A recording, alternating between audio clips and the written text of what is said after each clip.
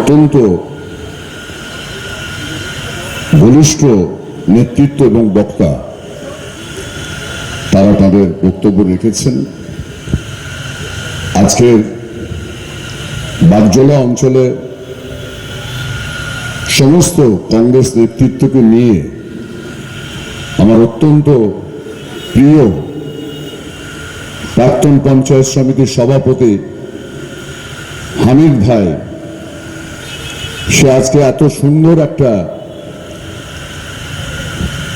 মানুষের কাছে কথা বলার যে ব্যবস্থাপনা করেছে, আমি হামিদ ভাই এবং এই এলাকার সমস্ত সম্মানীয় কংগ্রেসের নেতৃত্ব কর্মী বন্ধুদের আমার জাতীয়তাবাদী অভিনন্দন। মঞ্চে আমাদের সমস্ত নেতৃত্ব এখানে আছেন, আমি এক এক করে নাম বলে অনেকটা সময় যাবে। আমাদের সঙ্গে দুজন জেলার মহিলা নেত্রী আমার খুব স্নেহের, ওরা আছে, এবং আমার সামনে যারা অত্যন্ত সম্মানীয় প্রবীণ নবীন নেতৃত্ব কর্মী এবং আমার প্রাণ প্রিয় প্রত্যেকটি ব্যবসায়ী, বিভিন্ন দোকান বিভিন্ন ব্যবসার সঙ্গে যুক্ত,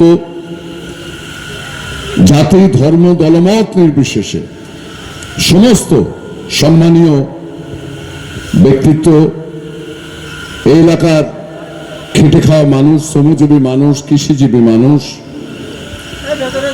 আমার মাইকের আওয়াজ যতদূর যাচ্ছে যারাই শুনছেন তাদের সকলকে আমি আমার অন্তরের অন্তঃস্থল থেকে সালাম জানাই, নমস্কার জানাই, শুভেচ্ছা জানাই, অবশ্যই জাতীয়তাবাদী অভিনন্দন জানাই। আজকে নির্বাচন নয়, ভোট নয়, আমরা ভোট হলে সকলে আসি, কিন্তু ভোট নয়, আমরা এমন একটা দলের নেতৃত্ব দিই, কর্মী আমরা, যা আমাদের দায়িত্ব প্রতিটি ঘন্টা, প্রতিটি মিনিট, প্রতিটি সেকেন্ড মানুষের জন্য ভাবা। আমরা দলটা জাতীয় কংগ্রেস করি, কিন্তু আমাদের লক্ষ্য হচ্ছে মানুষের কাজ করা, মানুষের পাশে থাকা, মানুষের কথা বলা এবং মানুষ নিয়ে আমাদের চলা। আমাদের জন্ম হয়েছিল আমাদের ভারতবর্ষের শুধু নয়, পৃথিবীর সবচেয়ে সুপ্রাচীন একটি রাজনৈতিক দল, গণতন্ত্রের একটা অত্যন্ত বড় প্রতিষ্ঠান, তার নাম জাতীয় কংগ্রেস। মহাত্মা গান্ধীর যে আদর্শ, সে জাতির জনক, সেই আদর্শ সকলকে আপন করে নেওয়া, জাতি ধর্ম দলমত সকলকে আপন করে নিয়ে মানুষের কথা বলা, মানুষের উন্নয়ন, শিক্ষা, স্বাস্থ্য, তাদের যে পারিবারিক এবং আয়ের যে পথ, আর্থিক সচ্ছলতা এবং কাঁধে কাঁধ মিলিয়ে নানা ভাষা, নানা মত, নানা পরিধান, বৈচিত্র্যের মধ্যে এক এই ভারতবর্ষ, পৃথিবীর ইতিহাসে বিরলতম দেশ।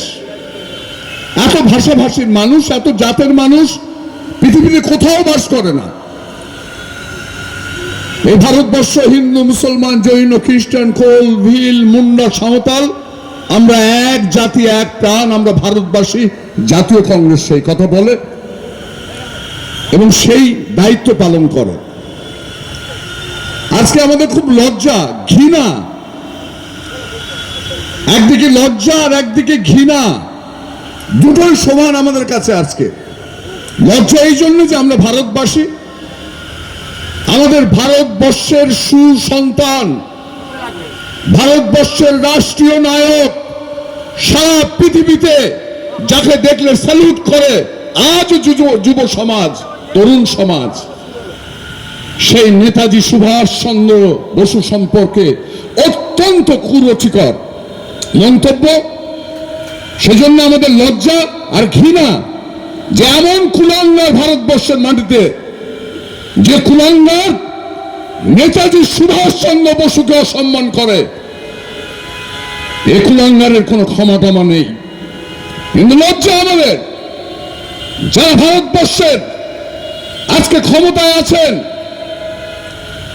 আমাদের লজ্জা হয় সেই ফ্যাসিস্ট সরকার যারা ভারতবর্ষের স্বাধীনতার বিরোধিতা করেছিল, যারা আজকে ভারতবর্ষকে মানুষের মধ্যে ভুল বুঝিয়ে ধর্মের সুরসুরি দিয়ে আজকে ক্ষমতায় এসে তারা আজকে ভারতবর্ষের গর্বের নায়ক, রাষ্ট্রীয় নায়ক, আমার আপনার প্রাণের সেই নেতাজি সুভাষচন্দ্র বসুকে অসম্মান করছে। ভারতবর্ষের পার্লামেন্টের একজন সাংসদ অনন্ত মহারাজ, বিজেপির সাংসদ, আমরা দাবি করি ইমিডিয়েট তার সাংসদ পদ কেড়ে নেওয়া হোক, ইমিডিয়েট তাকে তাড়িয়ে দেওয়া হোক দল থেকে এবং বহিষ্কার করে তাকে অ্যারেস্ট করা হোক। আমাদের লজ্জা শেষ হবে না। ভারতবর্ষের মানুষ কখনো ক্ষমা করবে না বিজেপিকে, যে তারা রাষ্ট্রে ক্ষমতায় থেকে তাদের সাংসদ ভারতবর্ষের গর্বের রাষ্ট্রের নায়ক নেতাজি সুভাষচন্দ্র বসুকে যারা অসম্মান করছে, এখনো তার বিরুদ্ধে কোনো ব্যবস্থা নেয়নি। এটা আমাদের লজ্জা আর আমাদের ঘৃণা ততোধিক তার প্রতি, ওই কুলাঙ্গারের প্রতি। আজকে নেতাজি সুভাষচন্দ্র বোস মাথা হেঁট হয়ে যায়। তার জীবনের দীর্ঘ প্রায় 200 বছরের ব্রিটিশ সাম্রাজ্যবাদের বিরুদ্ধে, যখন ব্রিটিশের অত্যাচারে জালিয়ানওয়ালাবাগের রক্তের স্রোত বয়ে যাচ্ছে পাঞ্জাবের বুকে, যখন ব্রিটিশের অত্যাচারে ভারতবর্ষের কোণে কোণে রক্তের স্রোত বয়ে যাচ্ছে, সেদিন ভারতবর্ষের হিন্দু, মুসলমান, জৈন, খ্রিস্টান লড়াই করছে ভারতবাসী হিসেবে। সেদিন এই নেতা মহাত্মা গান্ধীর অত্যন্ত প্রিয়, শুধু মতামতের কিছু তফাৎ ছিল, কিন্তু মহাত্মা গান্ধীর অত্যন্ত প্রিয় নেতাজি সুভাষচন্দ্র বোস নিজের জীবন বিপন্ন করে, ব্রিটিশরা ঘিরে রেখেছে তার বাড়ি এলগিন রোডে। আপনারা কখনো কলকাতায় গেলে দেখবেন নেতাজি ভবন। নিজের ভাইপো একটা কাবলিওয়ালার ড্রেস পরে কোনোভাবেই ব্রিটিশের পুলিশের চোখে ধুলো দিয়ে তিনি কাবুল রওনা হয়ে গেলেন। তারপর তো ইতিহাস। কিসের জন্য গিয়েছিলেন? নিজের এই অসভ্য বলবার অনন্ত মহারাজদের যারা সমর্থন করে, তাদের ঠিক ঘৃণা তাদের প্রতি আমার।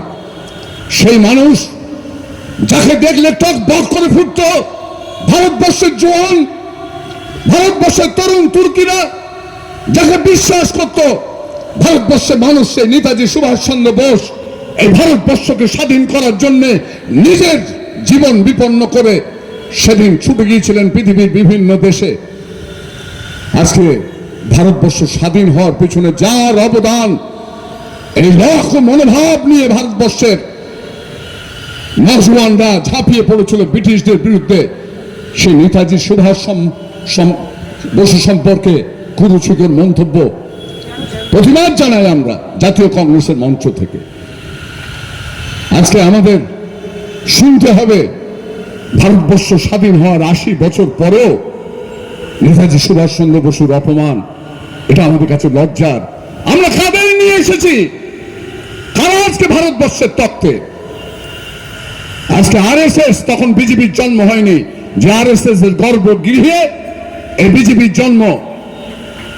এদের নেতারা ভারতবর্ষের স্বাধীনতার আন্দোলনের বিরোধিতা করেছিল, ব্রিটিশদের সঙ্গে হাত মিলিয়েছিল।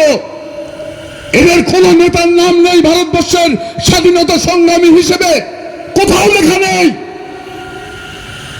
আমাদের লজ্জা আজকে এরা ভারতবর্ষকে, এরা আজকে সরকারের রাষ্ট্রীয় ক্ষমতায় এসে নেতাজির হাত পা ভেঙে দিচ্ছে। নেতাজির নামে সেখানে মুছে দিয়ে শ্যামাপ্রসাদের নামে রাস্তা করে দিচ্ছে। কলকাতার আলিপুরে নেতাজির মূর্তির হাত ভেঙে দিচ্ছে। আর আজকে আমাদের যিনি নতুন মুখ্যমন্ত্রী, তিনি কড়া ব্যবস্থা নিচ্ছেন নাকি সেই অনন্ত মহারাজের সাকরেদদের অ্যারেস্ট করে, আর শুধু বলছেন কড়া ব্যবস্থা নেওয়া হচ্ছে। আরে মানুষ তো দেখছেন, বাংলার মানুষ দেখছেন আজকে ভারতবর্ষের সংবিধান বি.আর. আম্বেদকরের নেতৃত্বে ভারতবর্ষের সংবিধান রচিত হয়েছিল। সেই সংবিধান, সেই পবিত্র সংবিধান ভারতবর্ষের মানুষের অধিকার দিয়েছিল। সেই ভারতবর্ষের মানুষ, প্রত্যেক জাতের মানুষ স্বাধীনভাবে তার নিজের ধর্ম পালন করতে পারবে। সেই সংবিধানে সোনার অক্ষরে লেখা আছে, ভারতবর্ষের প্রত্যেক মানুষ নিজের নিজের ধর্ম স্বাধীনভাবে পালন করতে পারবে। আজকে সেই সংবিধান অনুসারে ভারতবর্ষ চলে। সেই সংবিধান রক্ষা করার জন্য আমরা যখন নির্বাচনে জয়ী হই, এমএলএ এমপিরা, আমাদের বলতে হয় শপথ করে যে আমি আল্লাহর নামে শপথ করে বলছি ভারতবর্ষের সংবিধান আমি রক্ষা করব। আমি ঈশ্বরের নামে শপথ করে বলছি, ভগবানের নামে শপথ করে বলছি ভারতবর্ষের সংবিধান রক্ষা করব। আজকে সেই সংবিধানের উপরে আঘাত আনছে, সেই সংবিধানের উপর আঘাত আনছে। আজকে ধর্ম নিরপেক্ষতা হলো ভারতবর্ষের মেরুদণ্ড। এই ভারতবর্ষ মাথা উঁচু করে ভারত আবার জগৎ সবাই শ্রেষ্ঠ হবে, সেই মন্ত্রে দীক্ষিত হয়ে এগোবে। এই বিজেপির অসভ্য বর্বর ফ্যাসিস্ট দল তার ভারতবর্ষকে শুধু পিছিয়ে নিয়ে আসছে। পৃথিবীর অন্যান্য দেশ ভারতবর্ষকে শ্রদ্ধা করে, ভয় করে, সম্মান করে। আরে 56 ইঞ্চি বুকের ছাতি যখন চীন অরুণাচলের মাইলের পর মাইল ভারতবর্ষ দখল করছে, তখন 56 ইঞ্চি এই বিখ্যাত মোদি তার ওখানে যাওয়ার ক্ষমতা থাকে না, শুধু বসে বসে কাশ্মীর এই করেছে, পাকিস্তান এই করেছে। আরে করেছে তো তুমি কি করছো? তুমি কি করছো ভারতবর্ষের চেয়ারে বসে? যে বিদেশিরা, পাকিস্তান, চীন, এরা আমাদের উপরে আক্রমণ করছে, আমাদের উপরে অত্যাচার করছে, দখল করছে, ক্ষমতা নাই। শুধু মন কি বাতই বলে যাচ্ছ। মানুষের সামনে আসো না, সাংবাদিক বন্ধুদের সামনাসামনি আসো না। কেন? প্রশ্ন করলে উত্তর দিতে হবে। উত্তর দিতে পারবে না ভাই? আপনারা আজকে কেন্দ্রীয় ক্ষমতায় আছেন, সদ্য এখানে 100 দিন হলো সবে, এখানেও ক্ষমতায় এসছেন। এখানে ক্ষমতায় এসছেন আপনাদের কোনো সাংগঠনিক জোরে নয়। এখানে ক্ষমতায় আসার জন্য একমাত্র দায়ী তার নাম মমতা বন্দ্যোপাধ্যায় এবং তার চিটিংবাজ ভাইপো, তোলাবাজ ভাইপো, অত্যাচারী ভাইপো। তার জন্য আজকে ক্ষমতায় এসছেন। এখানে মানুষের সমর্থনে আসেননি। আজকে যেখানে বিজেপি, তাদের একটা আদর্শ আছে, তারা সরাসরি মুসলিমদের বিরুদ্ধে বলে। আর আপনি মমতা বন্দ্যোপাধ্যায়, আপনি মুসলমানদেরকে কোলে বসিয়ে কি বলেছেন? এই বিজেপির জুজু, বিজেপিকে আটকাতে হবে। বিজেপির সামনের দিক দিয়ে আপনার বুকে ছুরি মারে। আর এই তৃণমূল সরকার, এই মমতা বন্দ্যোপাধ্যায়, তার ভাইপোরা, তার পাড়ায় তার তোলাবাজেরা, তারা শীর্ষ সাকরেদরা শুধু মুসলমানদের মাসিয়া বলে তারা ঘোষণা করে পিঠে ছুরি মেরে মুসলমানদের শরীরের সমস্ত রক্ত আপনারা বার করে দিয়ে আজকে রিকেট রোগী বানিয়ে দিয়েছেন। মুসলমানরা আজকে রিকেট রোগী, তাদের শরীরে কোনো শক্তি নেই। আজকে বিজেপি সতর্কে ঘোষণা করছে যে না, কোনো মুসলমানের ভোটে আমরা আসেনি, মুসলমানদের কোনো কথা আমরা শুনবো না। লজ্জায় মাথা হেঁট হয়ে যায়। ভারতবর্ষের সংবিধান, সেই সংবিধান সমস্ত মানুষের কথা বলছে, আর এরা বলছে যে না, মুসলমানদের কোনো কিছু হবে না। আজকে বিজেপি বুকে ছুরি মেরেছিল, আর মমতা বন্দ্যোপাধ্যায় পিঠে ছুরি মেরে আজকে এই বাংলার মুসলমানদের সর্বনাশ করে দিয়ে গেছেন। এবং বাংলার হিন্দু মুসলমান, বাংলার শান্তিপ্রিয় মানুষ, বাংলার এই সংস্কৃতি, একে ধ্বংস করে দিয়ে গেছেন মমতা বন্দ্যোপাধ্যায়। এর বিচার কিন্তু হবে। আজকে মানুষ বুঝতে পারছেন। আজকে শুভেন্দু বাবুরা ক্ষমতায় এসছেন। শুভেন্দু বাবু আলাদাভাবে আমার অপরাধ নেবেন না, আপনি কিন্তু বিজেপির লোক নন, আপনি মুখ্যমন্ত্রী। নিশ্চিত মানুষ আপনাকে জিতিয়েছেন, কিন্তু আপনি বিজেপির মানুষ নন। আপনাকে বারবার প্রমাণ করতে হবে যে আমি বিজেপি, আমি বিজেপি, আমি বিজেপি। অনেক বেশি বলে ফেলছেন, মানুষের মধ্যে ক্ষোভ শুরু হচ্ছে। এই বাংলাতে যে হিন্দু মুসলমান এই কথা বলে এই বাংলার মাটিতে টেকা যায় না। আপনারা বাই চান্স চলে এসেছেন, বাই চয়েস নয়। বাই চান্স আপনাদের বাংলার ক্ষমতায় আসা বাই চয়েস নয়, মানুষের চয়েস আপনারা আসেননি। শুধুমাত্র ওই চিটিংবাজ ভাইপো তার তোলাবাজ সাকরেদদের হাত থেকে বাঁচার জন্য, যারা পুরো বাংলার উন্নয়ন আজকে দীর্ঘ 15 বছরের মধ্যে রক্ত শুষে খেয়েছেন। বাংলার প্রত্যেকটা মানুষের প্রাপ্য অধিকার আপনারা খেয়েছেন। এক একজন হাজার হাজার হাজার কোটি টাকার মালিক। কোথাও পাট খেতে টাকা পাওয়া যায়, কোথাও বাড়ি খুললে টাকা পাওয়া যায়, কোথাও গাড়ির মধ্যে, কোথাও গ্যারেজের মধ্যে সোনা, কোথাও কোথাকার। আপনারা কি জমিদার ছিলেন? কোথা থেকে আসে আপনাদের এত টাকা? কেউ তো চালাতেন একটা ভাড়া গাড়ি, কেউ তো চালাতেন সাইকেল, মোটর সাইকেল। কোথা থেকে এলে? তো মানুষের টাকা। এটা পঞ্চায়েতের উন্নয়নের টাকা, পৌরসভার উন্নয়নের টাকা, জেলা পরিষদের টাকা, এ রাজ্যের মানুষের টাকা। সেই টাকা আপনারা মানুষকে না দিয়ে শুধু শোষণ করেছেন। আর ওই চিটিংবাজ ওই ভাইপো ও আজ ক্ষমতা বলে প্রশাসনকে অন্ধ রেখে কিছু করতে দেয়নি। মানুষ রুষ্ট হয়েছে, খেপে গিয়ে। এখানে বাই চান্স বিজেপি ক্ষমতায় এসছে, বাই চয়েস নয়। বাংলার মানুষ চয়েস করে বিজেপিকে এখানে আনেনি। আজকে শুরু হয়ে গেছে। এই মাটি পবিত্র মাটি, এবার বাংলা পবিত্র মাটি। এ বাংলা কবিগুরু রবীন্দ্রনাথ ঠাকুরের বাংলা, এ বাংলা কাজী নজরুলের বাংলা, এ বাংলা নেতাজি সুভাষ চন্দ্র বসুর বাংলা, এ বাংলা শ্রী শ্রী পরম রামকৃষ্ণ পরমহংসদেবের বাংলা, এ বাংলা বীর সন্ন্যাসী বিবেকানন্দের বাংলা, এ বাংলা লালন ফকিরের বাংলা, এ বাংলা আজকে তিতুমিরের বাংলা, এ বাংলা সাধক মহাসাধকদের বাংলা। এ বাংলাতে আমরা জয়গান গেয়েছি। সেই বাংলার মাটি আজকে রক্তাক্ত করেছেন আপনারা, সেই বাংলার মাটিকে কলুষিত করেছেন, সেই বাংলাকে অসম্মান করার সাহস আপনারা দেখিয়েছেন শুধুমাত্র নিজেদের স্বার্থের জন্য। আজকে বিজেপির মতন একটি সাম্প্রদায়িক দল এই বাংলায় ক্ষমতায় এসেছে। সব সম্পূর্ণই দায়ী এর জন্য মমতা বন্দ্যোপাধ্যায়, তার চিটিংবাজ ভাইপো, তোলাবাজ ভাইপো। আজকে ভাবতে পারেন বিজেপির সঙ্গে গোপন আতাত তৃণমূলের যদি না থাকতো, আজকে এমএলএ এমপি যে কটা জিতেছে এরা এত তাড়াতাড়ি বিজেপির কাছে চলে যেতে পারতো না। এটা আতাত ছিল, অনেকদিন ধরে আতাত ছিল। আজ প্রমাণ করে দিয়েছে যে আজকে বিজেপির ছত্রছায়াতে দিল্লির এমপিরা আর এখানকার এমএলএরা সব বিজেপির সঙ্গে। ভুলে গেল এলাকার মানুষের কথা, ভুলে গেল বাংলার মুসলমানদের কথা, হিন্দুদের কথা, শান্তিপ্রিয় বাংলার মানুষের কথা। মানুষ কিন্তু ভোলেনি, মানুষ ভুলবে না।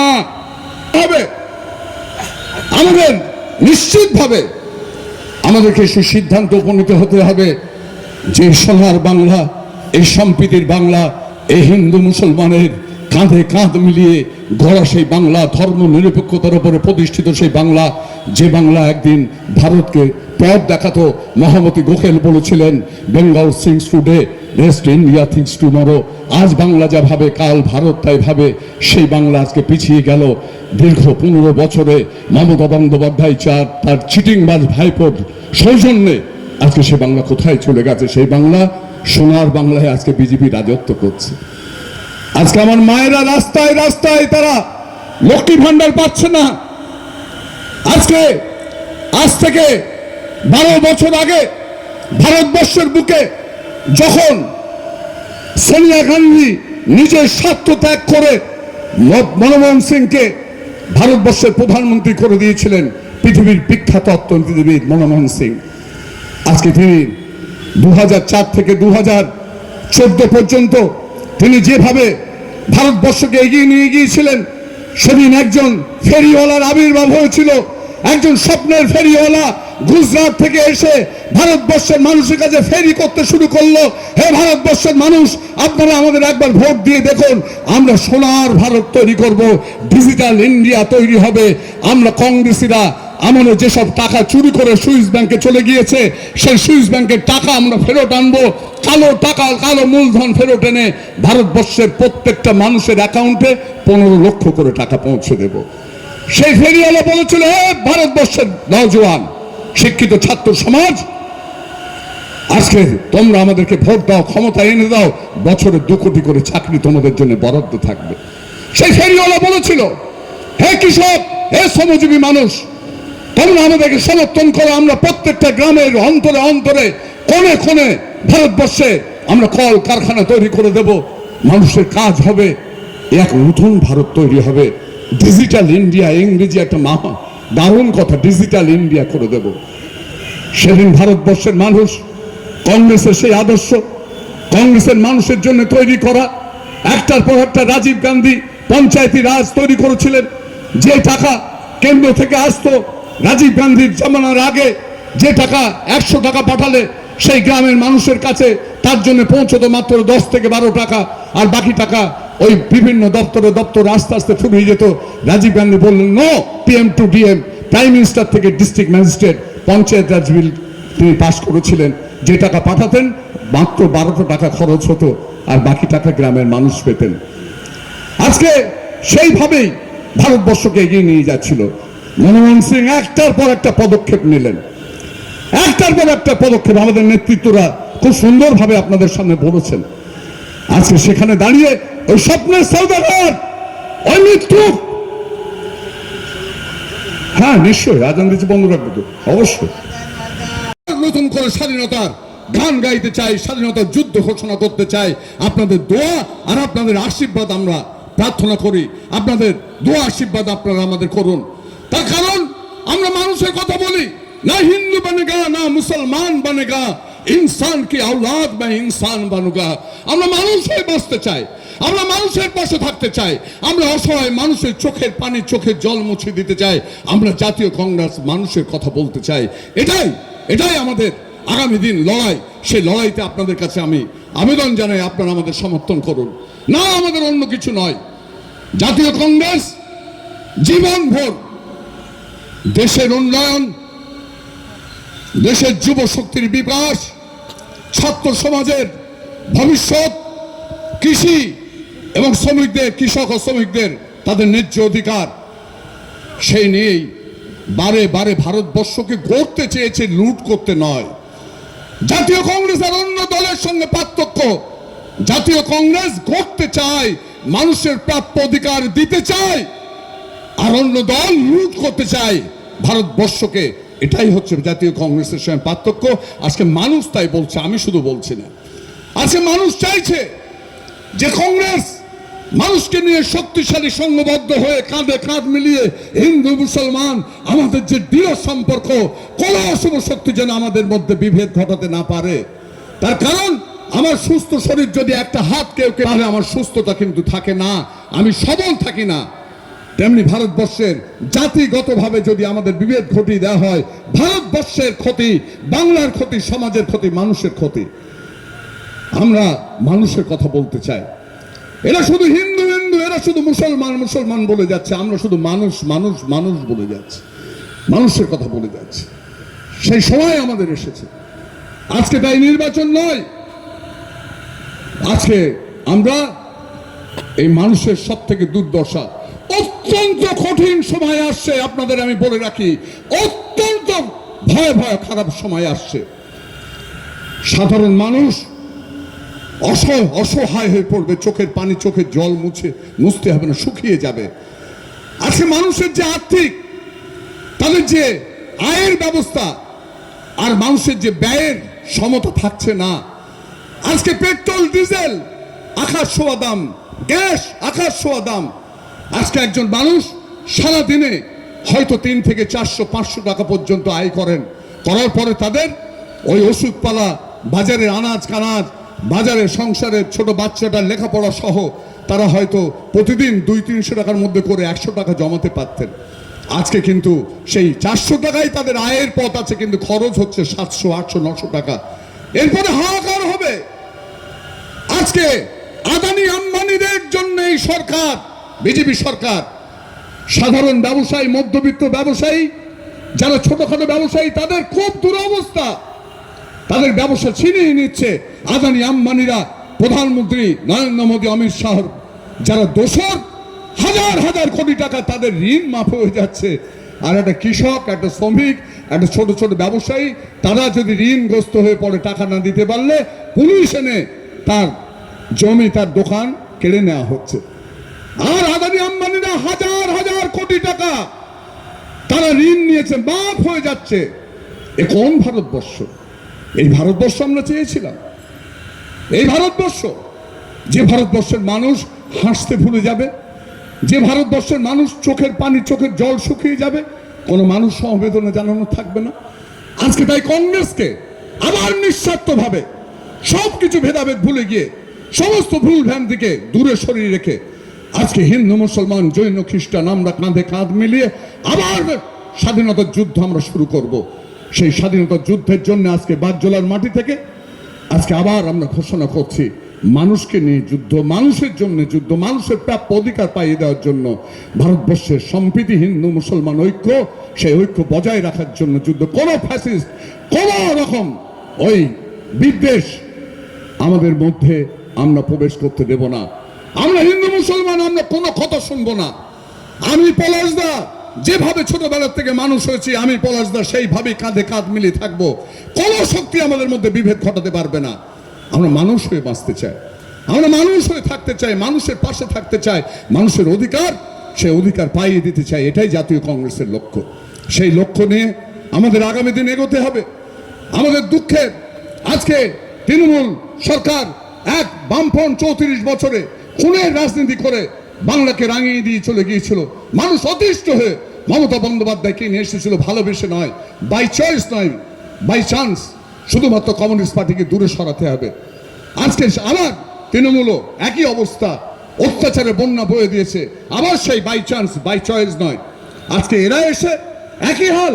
আজকে নদিয়ার মাটিতে আনিসুর ভাই, কংগ্রেসের একজন নেতা এবং তার সন্তান, তার ছেলে যেভাবে নৃশংসভাবে খুন হলো, তীব্র প্রতিবাদ করি। খুনের রাজনীতি বন্ধ হোক, মানুষের খুন, মানুষের রক্ত ঝরা বন্ধ হোক, মানুষের শান্তিতে থাকতে দিন, মানুষের বাঁচার অধিকার দিন।